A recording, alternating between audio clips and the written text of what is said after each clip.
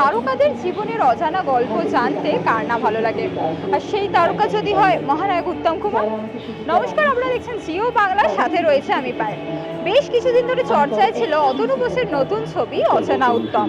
মহানায়ক উত্তম কুমারের জীবনী নিয়ে তৈরি সেই ছবি, যেখানে মহানায়কের ব্যক্তিগত জীবন থেকে শুরু করে নানা ওঠাপড়া সবকিছুই ফুটিয়ে তোলানো হয়েছে ছবিতে। তারই প্রিমিয়ারে এই মুহূর্তে আমি চলে এসেছি। চলুন আর দেরি করব না, কে কে উপস্থিত আজকে প্রিমিয়ারে সেটাই আপনাদের দেখাই।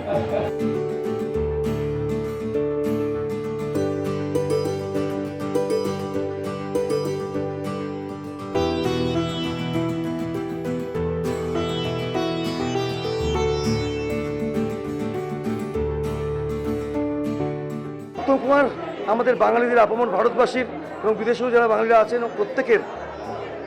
আপনারা হয়তো জানেন যে ভারতীয় হিসেবে বার্লিনের কার্পেটে প্রথম পা দিয়েছিলেন Uttam Kumar, ম্যাটনি star, first ম্যাটনি star, কোনো স্টার বা কোনো অভিনেতা। উনি আমাদের মনের মানুষ, কাছের মানুষ, ঘরের মানুষ। মানুষটাকে আরেকটু জানুন, ভালো লাগবে জানলে। ওই গতে কথা যে খবরগুলো বেরোয় এতদিন ধরে পড়ে এসছেন, বা তার বাইরে অনেকটা আছে। মানুষ উত্তম কুমারটাকে জানুন।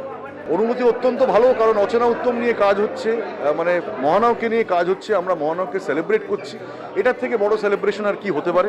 কারণ আমরা জানি যে তিনি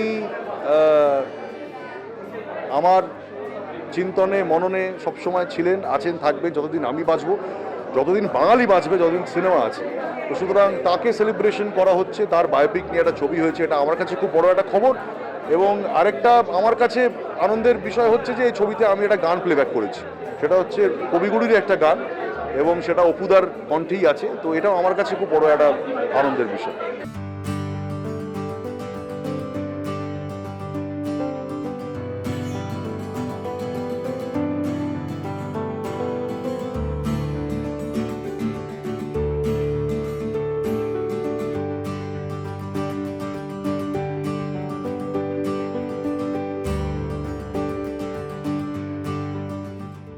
এক্সাইটমেন্টও আছে এবং ভয় তো অবশ্যই আছে, আমার নয়, যে কোনো লোকের থাকতো। ফার্স্ট টাইম লাইফে উত্তম কুমার করা, এবং সেটা আছে। হ্যাঁ, ওটা বেশি ইম্পর্টেন্ট, যে প্রথমে উত্তম কুমার, ওটা অডিয়েন্স দেখুন, আপনারা সবাই দেখুন, ভালো লাগলেও জানাবেন, খারাপ লাগলেও জানাবেন, ইমপ্রুভ করার চেষ্টা করুন। নিজেকে কতটা প্রিপেয়ার করেছো? কিসের জন্য? কিভাবে?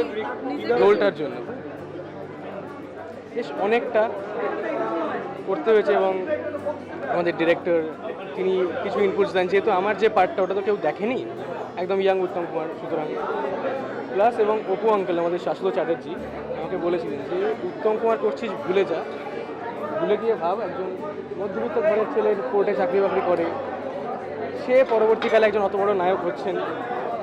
যতটা সিম্পলিস্টিক রাখা যায়, মানে বেশি হয় না, মানে বেশি মেকিং না করে, একদম কপি না করে, যতটা করা যায় সিম্পলি, সেটা চেষ্টা করেছি।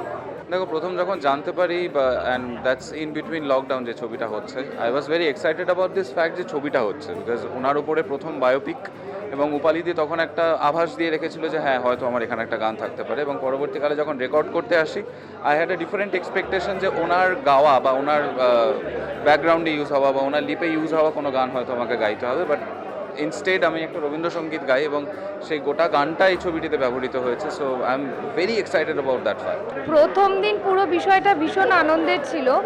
বাড়িতে আসার পরে ভয় পেয়েছি। যখন আমি প্রথমেই সুযোগটা পাই, তখন ভেবেছি ও মা, শর্মিলা ঠাকুরের চরিত্র পেয়েছি, it's a really big matter for me.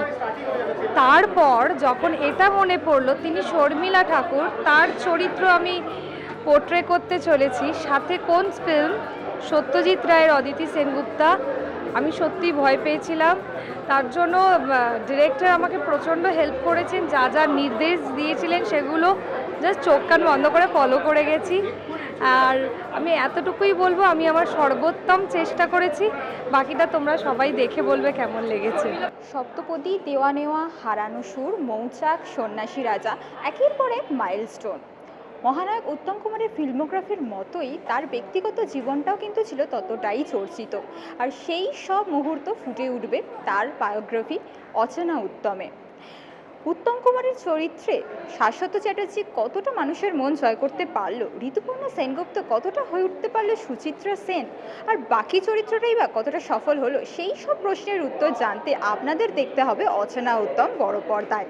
তার প্রিমিয়ার থেকে এই মুহূর্তে ছিলাম আমি পায়েল, আর আমার সাথে ক্যামেরায় ছিল অয়ন। আরও আপডেটসের জন্য চোখ রাখুন জিও বাংলায়।